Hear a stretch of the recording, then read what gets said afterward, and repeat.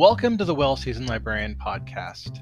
This is the holiday bonus episode, and I hope you're all having great holidays. I want to welcome my special guest, an old friend of mine, Sarah Soward, who is an artist par excellence, and I think one of the most important artists in America today. Her book, Rhinotopia Beginnings, is out this last week, and I hope you're all getting a chance to look at it. If not, get on Amazon and Barnes & Noble. You can purchase it there.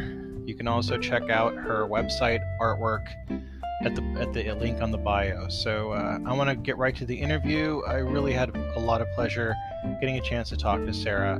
She's just such a great artist, and she's a wealth of information, and I really loved her book. Rhinotopia Beginnings is a wonderful book, and it's not just full of pictures of her paintings, it's got a lot of text to it too.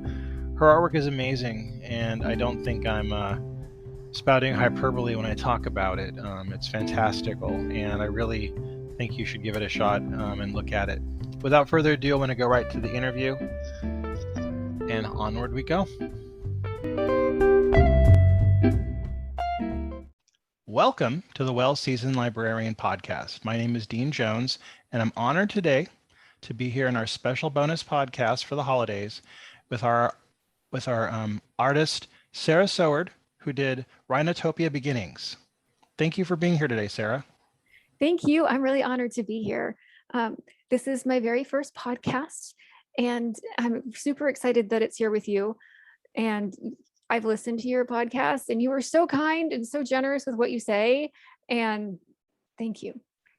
I'm a fan of your work from way back, and been very excited by it. It's been so excited seeing you put out new work and seeing what you've been doing. And I said this before, I'll say it again. I think you're one of the most important American artists, and I really love seeing that you're putting out your books of your work, because it's so exciting to get to see the collection and turn the pages and see everything and see the next one. And it's exciting. It's very exciting. Thank you for that. I'm floored every time that you tell me that. I think I remember the first time that you said that to me, and I couldn't speak for like an hour. I couldn't.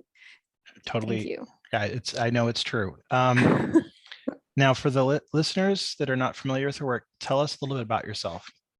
Sure. So I call myself a contemporary wildlife artist. And what that means for me is that I use some bold color choices, and I use non-standard poses for the art that I do. And since it's wildlife, it's animals. And a lot of what I do varies from one piece to another piece, because with me, the purpose of the art is the message in almost every case. Sometimes I'll do a study or something and have just a fabulous little, Amakihi bird doing its thing, but usually it's something more. And so I get to use tools like surrealism or esoteric art or, the joy of color theory to try to tell whatever story that I have inside of me or that I have learned about from some other inspiration or culture.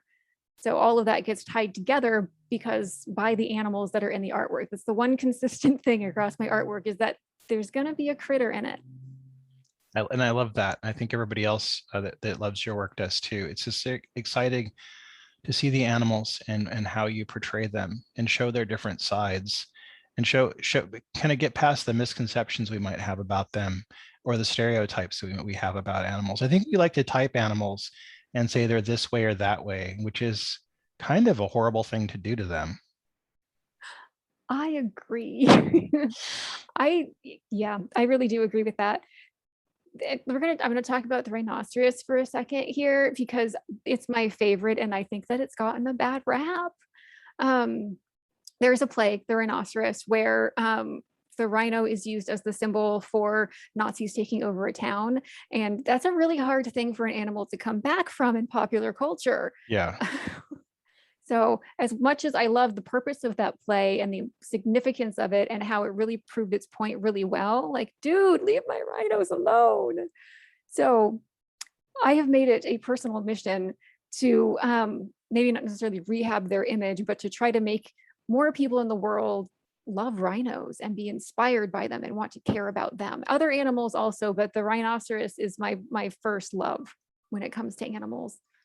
Well, I think you show, many different sides of rhinos, and you showed them in different contexts. So we don't have to like really, I mean, I think we've often seen the idea of the rhino being a scary creature or an aggressive creature, and we've assigned all these attributes to it, which are really it's kind of like a species chauvinism. Yes. There's more to them though. So there's a painting that I did called Beloved, and it's actually on the back cover of the book, and it has two rhinos in it. And one of them is sort of like a greenish colored rhino that's sort of coming up from some rocks, and there's a tree that's not quite alive. It might just be fall, who knows, on that side of the painting. And then on the other side of the painting, there's another rhino that's facing it. And this rhino is floating gently above the earth, and it's rainbow colored, and its horn is just gently touching the horn of the green rhino. And their horns are the same colors in order to give you the idea that that floating mythical mystic rhino is coming along and drawing the other one out of the earth and adding color to it also. So there's a gentleness that can be there. Like as much as any animal can love, so can a rhino. Well, I've heard people talk that work with animals, and they often like are describing like we often see something that's big or something that could hurt us as being threatening or scary, when they're saying, I'm seeing gentle, loving, like elephants, we know can be some of the most affectionate, gentle, and will be your friend for life, An octopus, even like I think they had a thing where an octopus hadn't seen somebody for like 7 years, and they immediately recognized them and wanted to like be near them. So I think we're just learning now that animals have these parts of themselves that we don't even understand. We just have these misconceptions, like lions are aggressive, koala bears are cute, and everything's got this little niche we put in it in kindergarten, and then it like stays with us forever. And now we're getting the idea that maybe we don't know anything. We need to figure it out. I know. I like not knowing anything. I try to be in a state of not constant learning, because that would be stressful, but frequent learning, where I approach things from a position of, I don't know. Am I willing to learn things? I am willing to learn about this. And then I try, and then I put it in a painting. So like one of the favorite things that I learned is, oh, I've just lost it. We may need to cut that part. Okay. Yep. Nope. It's gone. Okay. Okay, I want to ask you, you've been an artist for some time. Tell me about your mediums that you work with and what training you had. Yes. So I went to the California College of the Arts back when it was still called the California College of Arts and Crafts. And I graduated in 2002. And that was definitely pivotal. That was how I figured out how to be a functioning professional artist. I even took an artist business class while I was there. It was my 1 semester long, which is not enough to learn anything, but it was enough to get me started. And while I was there, I found some instructors that I just kept taking classes from, like Franklin Williams and Eleanor Dickinson. I just could not get enough of them. And I did an entire year with Vince Perez, Vince Perez was the reason that I chose that school. I met him because he was friends of friends. And we just talked about art one evening, and he showed me his work. And I decided that that was the art school I was going to. So I applied, and I was lucky enough to get in. And I took a whole year of human anatomy drawing with Vince Perez. And I don't do humans anymore much. There are some exceptions. But I learned so much just about how muscles interconnect and how bone structure works and how all of that plays into lighting and shadow, that it feeds everything that I do with animals. It was also what I like to call the best worst experience of my life, because art school is hard, man. And you get out of it what you put into it. And I put a lot into it. And also being someone who even in college, I was starting to paint rhinos. That's when it started. It's not well received necessarily in art school to be someone who wants to be a wildlife painter. They want you to be like cutting edge and hardcore and do the conceptual thing. And I was like, all right, so I'm going to paint a rhino, and it's going to be in a landscape. And they were like, what is this foreign thing? So that happened. Before that, though, before art school, there was also a lot of experimentation in college as well, where I did everything from like woven sculptures out of recycled materials to like 11 by 14 foot floor paintings made of text, and all sorts of things happened. But before that, even, I was taking every art class I could, every art class I could, all the way from grade school up. Like some of it was like just baked into the curriculum, but by the time I got to high school, it was, here are your vast choices for electives. And I was like, give me the art class and the art class and the art class. Thank you. And my one of the most pivotal like moments of my life actually happened in an art class in high school. I was just over at the table doing my thing, and Mrs. Stewart came over. I love this woman. She's intense and incredible, has most wonderful Kentucky accent. And she came over to the table. She was just making the rounds. And she looked at what I was doing and just watched me for a bit. And then she just like leaned over at the table. She's like put the whole weight of her on it and just like stared me straight in the face and just said, "Sarah, you are a painter." And there was like a chill that went through my whole body. And I just knew, like right in my core, like she's right. I'm a painter. This is it. This is what I'm going to do. This is what I'm going to be. And it was at a point in high school where like everybody was asking, like, what do you want to major in college? What college do you want to go to? How do you want to? And I had so many options. I was thinking like, well, history is cool, but I don't know if I really want to do that. I love writing. I could be an English major. What do I do with that? And then like chemistry was awesome. But there was always art. And then she did that. And I was like, all right, signed, sealed. Now I just have to figure out how to deliver it. And here we are. What kind of mediums do you use? Like what kind of paintings, like I guess do you work with like oils, or do you work with acrylic, or both? Most of what I do is oil right now, but I'm not opposed to doing other things. In fact, I kind of have to. So the thing about oil paint is that it's a little bit toxic. So you have to have like really good ventilation, especially if you're going to be working with it for like 20 plus years. Like I think it's been about that long for me now, with oil painting specifically. And I'm a little bit hypersensitive to it now. So for my health, I'm having to branch out a little bit more than I was planning to initially. So most of it's oil, but I also do some acrylic work. I think my next favorite after oil painting is actually working with gouache, which is a form of water-based media. It's kind of like watercolor, but it's more opaque and has a different consistency to it. Mm-hmm. And so there's that. And then, dude, I make little sculptures sometimes too. I've got a little black hole rhino series that is these little clay sculptures of adorable, like cartoon looking rhinos. And then I took some black 3.0, which is touted as being the blackest black paint in the world. And I painted them with it. So they're now mounted. I mounted them on little bamboo stands. And so you have this little bamboo stand with this cartoon rhino shape on it that is so dark black that it's hard to tell where all the curves and edges are. So you have like kind of like a black hole in the shape of a little rhino on this little natural stand. And it made me so happy and sad at the same time, because it's like, yes, if we lose the rhinos, there will be a hole in nature, but these are so cute.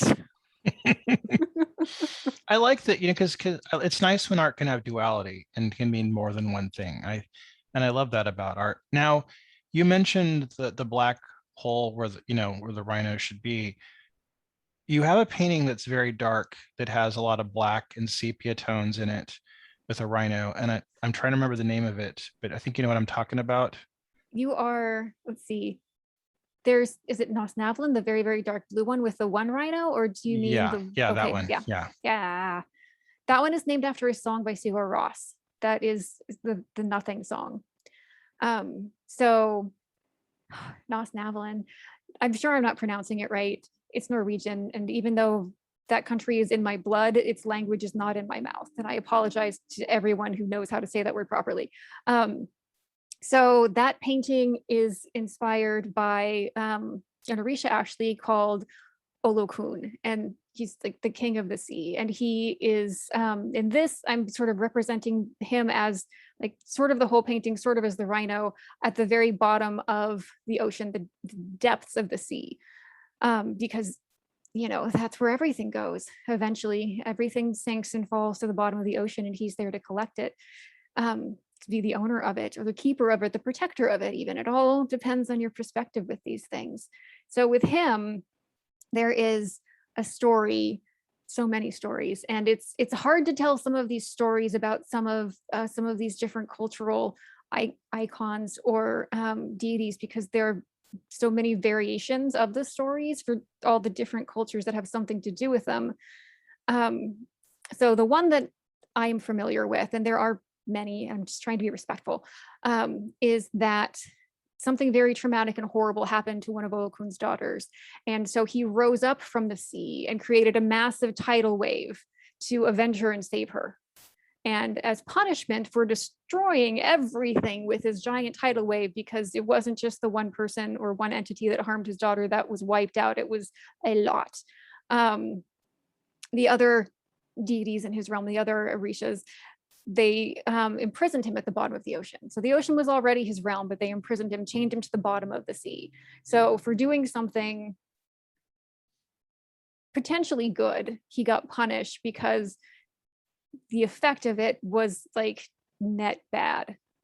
And so he's down at the bottom of the sea for doing something to save his daughter, which I believe, if I remember the story correctly, it worked. So daughter was okay. Olokun dealt with the consequences of that, and he dealt with the consequences of that. He made his choice. He did his thing. This is what happens now. And he's down there with all the riches and wealth. And if you want to chill with Olokun, you go down to him and you chill with Olokun. I want to ask, who are some of your artistic inspirations as you kind of created your own artistic style? Oh man, there are so very many. So I'm just going to talk about a handful of them, and some of them are a little maybe unexpected once you see my work. So some of them, we'll go with the ones that I'm sure you'll expect, like Dali, of course, Salvador Dali, the surrealist. And then there's like Van Gogh, because of all of that passion, and like the artists with strong individual voices definitely are there for me. El Greco was an early influence because of his like power and like just how insane his brushstrokes are in a time when like I didn't, like an era where I didn't realize that brushstrokes could be like that or were going to be like that. It's like you look at his paintings and you can feel the artist in them and the man that he was. It's just every time I see one, it does something visceral to me. And then I found Paul Klee and Gustav Klimt at some point during high school, I think. And with them, it's more about like freedom with their work and something that is not quite so like heart-stabbingly poignant, but that art gets to be something else as well. And then, there's also the things that no one ever expects me to say, Bauhaus and the Swiss School of Design. We're like, wait, but Sarah, that's like minimalist flat art. What are you talking about? Color, man, that's what I'm talking about. Color theory and taking risks and figuring out what really needs to be in your piece of art to say what you need to say. And sometimes with me, that ends up actually being that there's a bunch of stuff in there. Like maybe, okay, fine, there's going to be 17 rhinos in this painting because that's what the painting needs. Cool. But it also like gave me the awareness that I can make bizarre choices. Like there is a painting called Still Life that has like 17 rhinos in it. And most of that painting is like tones of like sepias and ochres with like browns, earth colors, because it's a painting of rhinos being made and rising up from the earth. And in that one, like I was looking at it, like it needs something. It can't all just be brown. Like, what does it need? What does it need? And I just like looked at it long enough that eventually like it just came to me. And I'm just like, oh my God, it needs some blue. I need to like El Greco this a little bit. So I pulled out some Prussian blue and I just added the Prussian blue. And I'm like, yes, moisture. Yes.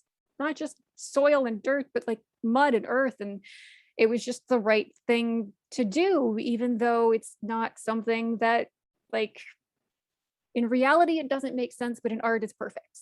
It's what the painting needed, so it's what I did. And I think that is really what Bauhaus and the Swiss School of Design sort of come down to for me, is that they looked at what they were trying to do and what they were trying to say, and they figured out what they really needed to do. Like they got rid of the things they didn't need, they kept the things or figured out the things they needed to do. And no matter how weird they were, they just did them and they found a way to make it work.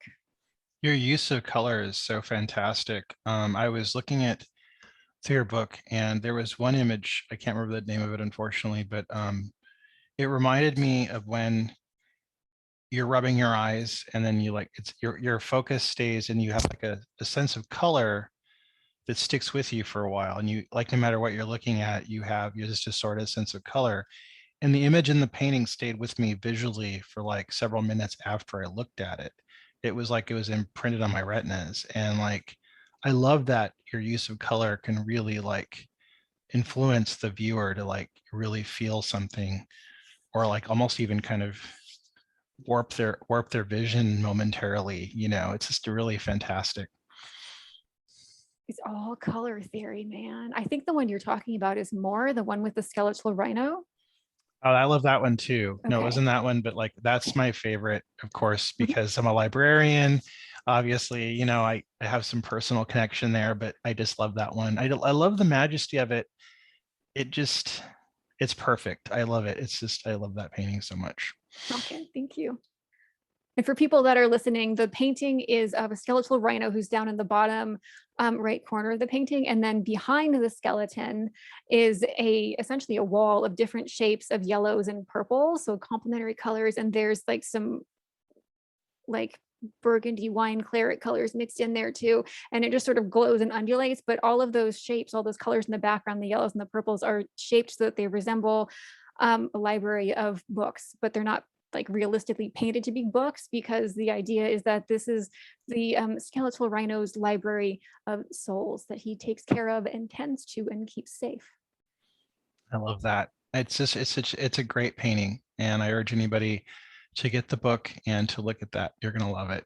Now I want to ask you, this is not your first book. Your first book is Self Portraits of the Apocalypse. Can we talk a little bit about that? We can. So that was the book that I accidentally wrote because I was just trying to figure out how to get through the pandemic. So it was written during shelter in place, and I was just making blog posts and doing digital art because I couldn't go into the art studio to use any of my supplies. I like brought a few things home that I could fit in my car because we got the lockdown notice, and it was like, you have this many hours to go do what you need. I'm like, oh crap, quick, groceries, food, art supplies. So I did what I could. So I started doing digital art, and one of the things that I kept seeing from friends and even strangers was like, well, my apocalypse wardrobe apparently is pajamas, and people were like getting sad, and I was getting sad, and I can't do that. I just can't let that happen. So I tried to fight it, and how I dress affects my mood. I can't speak for anybody else, but I know that like if I'm in clothes that don't make me feel good all day long, I don't feel good. I'm the same way. So right, yeah, I think a lot of people probably are. So I found a reason to get dressed every single day and to dress as well as I could manage, and that was that I was going to like draw myself every day, self-portrait once a day, every day, write a blog post, keep my head up, put some text on it to like check in with everybody, keep the depression whatever away. And it seemed to work, and I was posting about it on social media, and it was helping more people than just me. And then someone was like, you should put this into a book, you should turn this into a book. And then more people kept saying that, and so eventually I hired an editor, and I formatted the whole thing myself and made more drawings for it. And it ended up being the first 100 days of sheltering in place, because I'm a little bit on the high risk side of things, so I got to shelter in place for a while. We all do what we can. So yeah, I used it to keep myself going, and it ended up helping more people. And it was a really interesting experiment that turned into something bigger than I ever expected. Now, this has been a touchstone for a lot of people. So did you get a lot of feedback about this from people? What was some of the comments you got?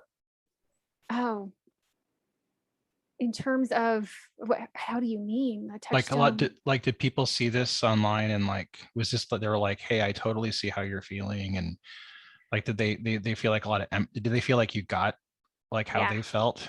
Yeah, definitely. In fact, as I was winding down the book, there were people asking me to keep doing more of them. And I was just so exhausted because I couldn't anymore, because I was doing a digital drawing every day and a blog post every single day. Wow, And I that's a just had lot. to, it was so much. It was so much. And I started finding ways to like make it less difficult on myself, but it was still, it was a lot. So I had to just like dial it back, way back. And then the book was coming. So I think that helped. But people were really, really very responsive. And I think that people not only like found my work and found me because of it, but also found each other.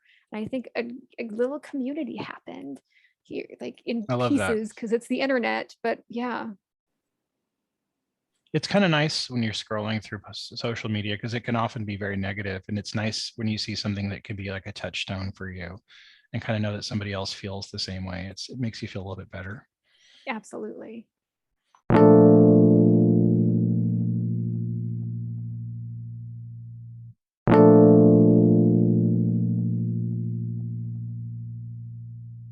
How do you feel about the art book being published? This has been amazing for you.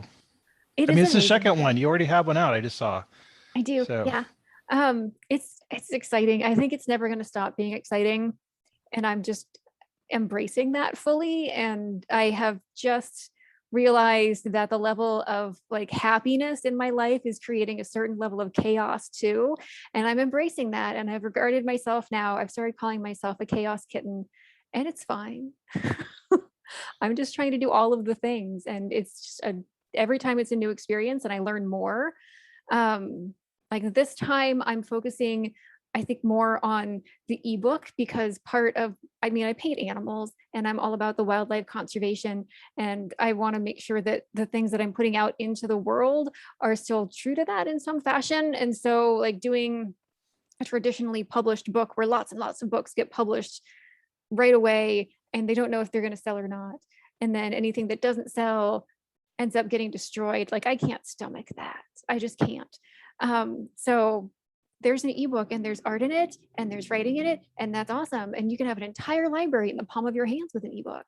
And I'm also, of course, doing a print version because it's an art book, and you have to be able to sometimes like see and touch things. The tactile experience with art is really important to some people like me. So I'm doing those as well, but I'm doing those on a print on demand basis because right. I want the world to survive. Yeah, no, I totally understand that. I think a lot of people are going that way from what I've seen. That's pretty much becoming one of the new modes in publishing. People are kind of like, if you want a copy, buy one and we'll ship it to you. Exactly. I think Exactly. that's kind of the wave of the future. I think so too. And I'm excited to be riding that wave. Yeah, Yeah. yeah, Or it's pretty cool. contributing to it. I don't know. Maybe I am the wave. Yeah, you are the wave. Okay. The I was happy to be able to see your collection in its entirety for the Rhinotopia. And some of the work really touched me. I don't think I've been touched by an artist since Henry Gaudier Breshka. I was really like, I resonated with a lot of the stuff. And I was really, it was not like, I wouldn't say any of your stuff is typical of each other. Like there's a lot of variety there, art wise. And I was really impressed with it. It's a really, really great collection. Thank you. One of the things that was really instilled in me deeply through one of my instructors in art school was that it's important to be true to the message, whether that means that you're making a teeny tiny little sculpture or an 11 by 14-foot painting or anything in between. Whatever your message you're trying to get across, if there is one, then that is what you need to do. And you need to make sure that that piece of art sends that message. And that means for me that my style varies a bit. I fashion myself as a contemporary wildlife artist. Yeah. And that allows me to then do all kinds of fun things. So for me, it mostly means that there's going to be some fun, wild colors, and there's going to be some surrealism or some fantasy aspects of it. There might be some like esoteric aspects to things. And I tend to do some non-standard poses where instead of having like the poised animal looking very stoic in the center of the canvas, it's, you got a booty shot, or maybe you've got like a side view of something, or there's like a rainbow of rhinos cascading across the sky. I like to try new things, and I want to make sure that I continue to paint for my entire life. So I need to be excited about it. And I think that in making sure that what I'm trying to get across gets across, that's always going to happen because I have so many different things I want to say. No, I really, I love your work, and I'm so like I wanted to be an artist when I grew up. That was my goal in high school, and I gave up because just money and like it's I'm always happy to see artists continuing and working and doing producing their work, because a lot of people just give up. So many people. I know some people who are like frustrated artists or actors or singers. I know somebody who should have been like a famous musician, and he's teaching grade school now. And it's really hard to keep on as an artist, and you're doing such great work. Thank you. I will absolutely stand by you in that statement that it's really hard to keep going as an artist. There have been plenty of times where like the art has gone and then it's had to like take a back seat while some other things happened. So I am just not going to ever give up is the thing. Like, even if I have to like pause for a moment, regroup, do whatever I need to do, whether it's for health reasons or something else, I'll do it. But I'm never going to stop making art. It just, Good. I can't. And I'm never going to stop trying to share it with the rest of the world, because the reason that I do this is because I want to help. Like, it's fine for me and it's fun for me to like, I like to paint the paintings, but beyond that, like, I like to help. I want to try somehow to make the world a better place, whatever that may mean. For me, it means animals and life and conservation and nature. And so I try with my work to get people to love animals more or care about nature more and want to save it and work toward something that includes more and more of these various different species in a future that can happen and that is vibrant. Now, Rhinotopia Beginnings I love the title because it bespeaks more, that there's going to be more. And I love that. So tell us about, I know that you've been working on this collection for a while. Tell us about how you came to this and what basically came to the point where you felt like you could put the collection into a book. This is, okay, a little secret that's not really a secret. This is the second edition. So the first one that I did was actually, let's see, that was like around, it was like 8 or 10 years ago. It was my very first attempt at trying to publish anything. And I did a super, super small, I don't know, run of books. I had no idea what I was doing, but I'm just like, okay, I have made this many books. I've had a show at this awesome gallery space, and I think that this work needs to be shared more, and I need more people to love rhinos. People love books. Let's get book people and art people together with the rhinos. And I didn't know what I was doing, and so I tried, and I'm like, oh, this isn't going well, and so I stopped and I just let it rest for a while. And after doing self portraits of the apocalypse, I learned so much about what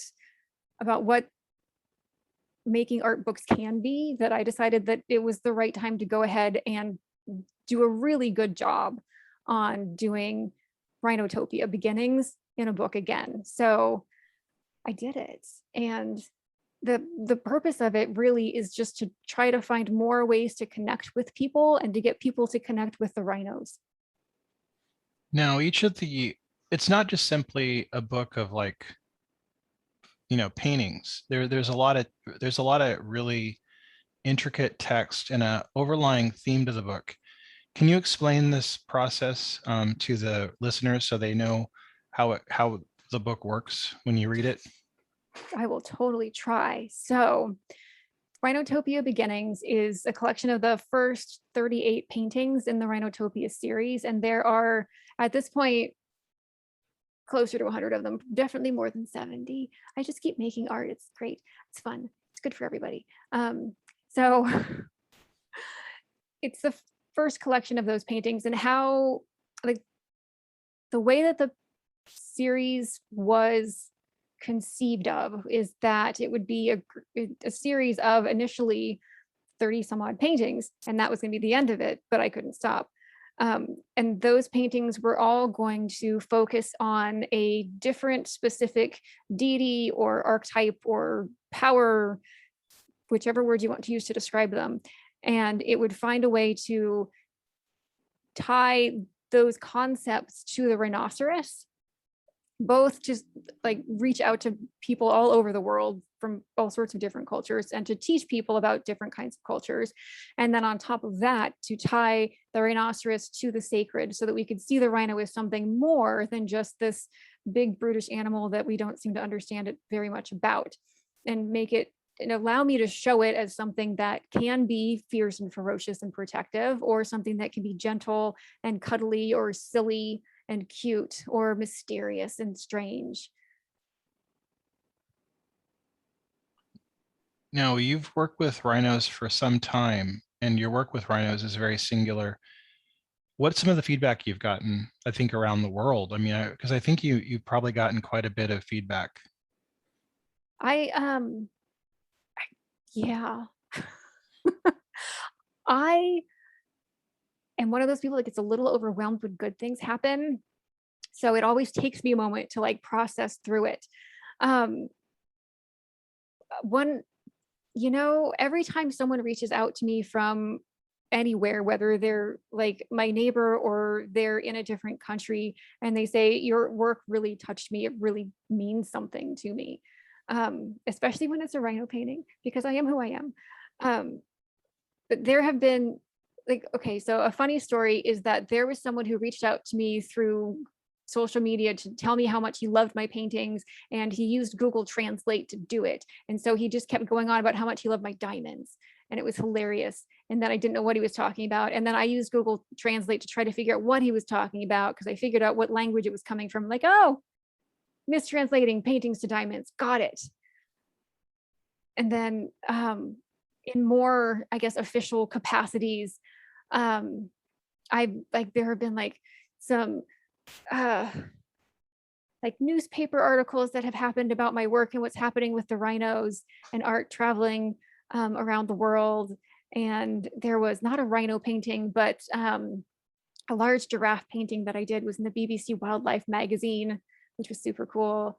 And it made it into the Londonist as well. And those were in relation to the David Shepard Wildlife Artist of the Year exhibition that happens at the Mall Galleries in London. I've been in that a few times. Totally huge honor. Yeah, you were a finalist for that, and for 3 years in 2013, 15, and 17. Is that correct? Yeah. Yes. Oh, and this year too. I forgot 2021. I forgot to tell you about that one. Yeah. That must be amazing for you. I mean, that's quite an honor.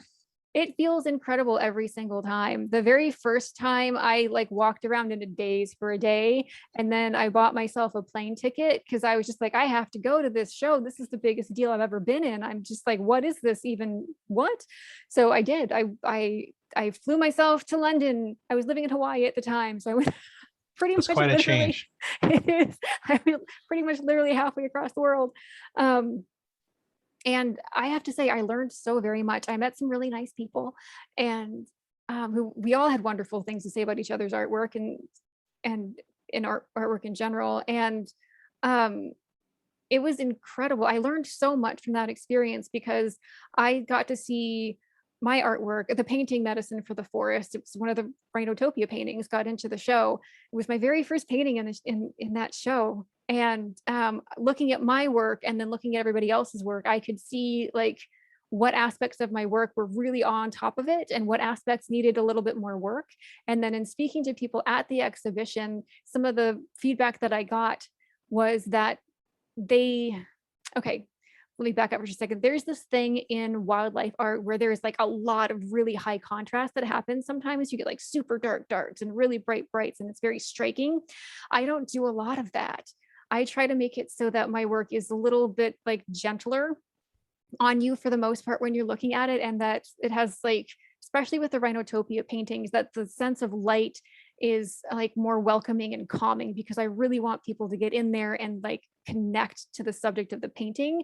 And I think that stark contrast like sets you back from it a little bit. So the feedback that I got, and I wasn't expecting, was that people got that and understood it, and they actually liked that there wasn't as much starkness and darkness in my painting, because it felt like they were looking and actually in a forest with this animal and just having a nice, lovely day.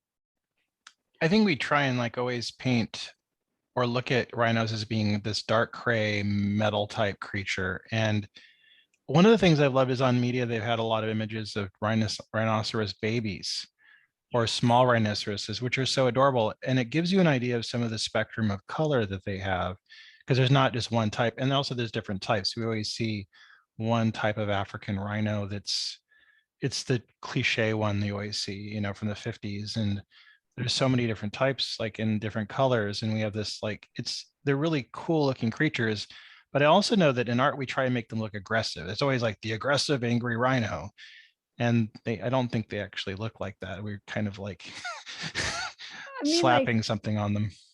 yeah, I mean, they can, everybody has their attitudes, but most of what I've experienced in watching rhinos is just like, they're just being rhinos, dude. They're just like eating, hanging out with their family, chilling, eating some more, having a nap.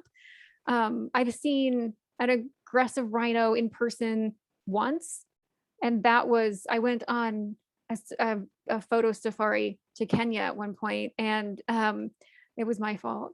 I moved too fast. It was in the van. We were all still in the van, and the top was up, and we were taking photos. And I switched lenses and wanted to get a close-up shot with my fresh lens on, and I just moved from like the middle of the van to the back of the van just a little too fast. And Mama Rhino was not having it. Her head just like snapped at me, and she did that ferocious look. But that's literally the only time that I've seen it in real life, and I've spent a lot of time looking at rhinos. I did see a surprised rhino once. That was kind of hilarious and awesome. It was at the San Francisco Zoo. I have a lovely arrangement with them where I'm allowed to paint their animals, and they have a greater one-horned rhino there named Wahadi, who he has my heart. He's a great he's one of the armored looking rhinos, and he's huge. It's fabulous. It's one of the larger species. And I don't know what he heard, something that I couldn't hear as a human, but some sound happened somewhere, and his ears did a thing, and he did a full pirouette, like 360-degree turn. Like, if I would have blinked, I would have missed at least half of it, if not the whole thing. And then he just stood there, posed, and his ears were just going. And it was incredible. They move incredibly fast. They really do. I've seen them out at the wildlife preserve in San Diego. I can't remember what it's called. It's like a park that they have animals out there in the nature, and I've seen them move, and they're like pretty damn fast. I don't know if they're clocked at, but it's pretty impressive. I don't know their actual speed either, but yeah. And watching them run, dude, they have moments where they do that hover rhino thing where all 4 feet are off the ground. They're distantly related to horses, they're ungulates. So same kind of maneuvers happen. I love watching them. Dude, one of my favorite things to do when I'm at, like a zoo or a wildlife park or conservation area where I can get close enough, is to watch them walk, because their toes are adorable. Yes. It's so cute. They've got 3 fabulous toes, odd-toed ungulates, and they when they walk, if you watch, when they lift up their foot, the bottom of the foot kind of bows down a little bit, it like pushes out. And then when they put their foot back down again from the pressure of their body, the whole foot like expands and gets like tougher looking. And then it goes up, and it's like this dainty poofy thing again. And then it goes down, and it's all like hard and fabulous again. It's adorable. Their own duality, just like described in their foot. I like to watch them eat. The way they have their mouths move, it's just so cute. It's true. They're adorable. Yes. And now, when did you figure out you liked rhinos? What point were you small when that happened, or were you an adult? I was an adult in art school. So I liked horses and cats and snakes growing up. Yeah. And then when I was in college, at one point, a friend of mine that I've known for ages, she just disappeared, wandered off to somewhere, didn't really know where. I assumed it was probably Mexico, because that's usually where she went for vacations, but then she just didn't come back. And 2 years went by, and then she just reappeared out of nowhere. She's like, oh, hey, I'm back. Guess what? I got married. And I didn't know what to say, because, I wasn't mad at her. I didn't know what to say. So I just said, what do you want for a wedding present? And her favorite animal was a rhinoceros, so much so that she had one tattooed on her.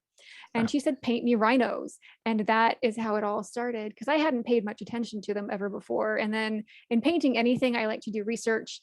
And so I did research and I learned about the 5 species of rhinos and how cool they are and what has gone on with their conservation, where some things have gone really right and some things have really not. And just how awesome they are and how much we need them in the wild.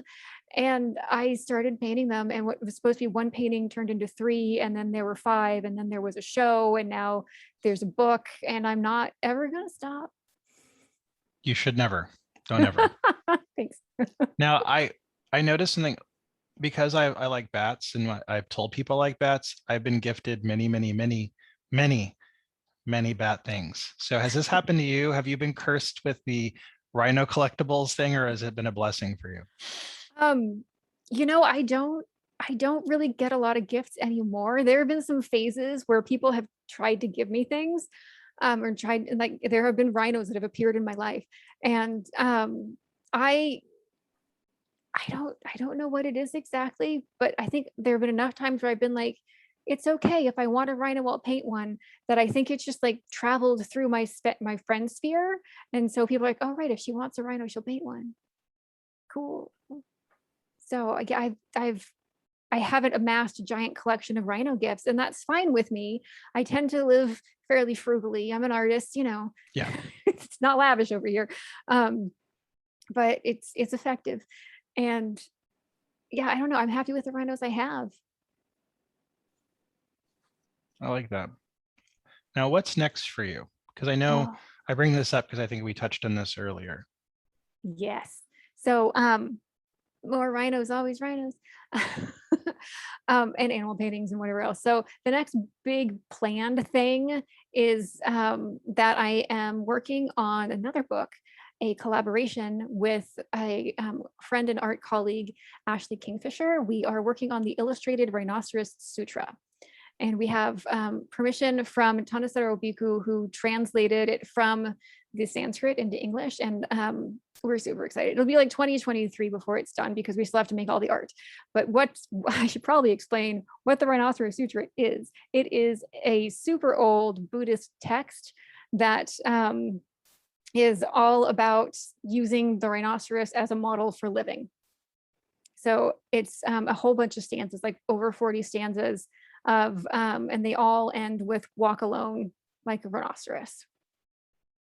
And it's all about, well, I shouldn't say all about, they're, different stanzas, different verses have different meanings to them, but most of it is self-reliance and doing what you need to do, and not being overly concerned with all sorts of like outside influences, and just staying true to whatever path it is you're on. Sounds wonderful. You said you're going to probably have that come out next year? Probably, yeah, 2023. We have some work to do. Yeah. Well, it's time consuming creating books. It can take a while. Dude, yeah. I love it though, but yeah. A friend of mine, she's a Bay Area resident. She said the worst thing you could ever do is tell somebody that you finished a book, because then they spend 2 years going, when's it going to come out? Because it takes that long from finishing it to actually publishing it and having it on the shelf. Yeah.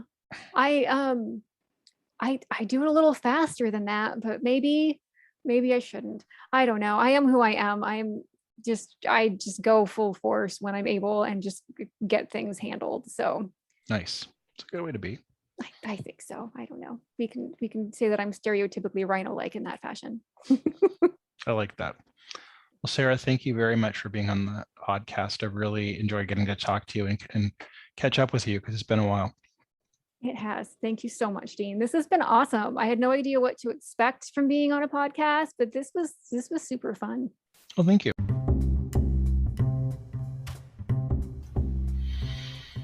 That was my friend Sarah Soward talking about her new book, Rhinotopia Beginnings. We're going to have a link to that from Amazon and her website on the bio, so check that out there. So coming up on Friday, we're going to be having guests Celia Sack, who is the owner of Omnivore Books in San Francisco.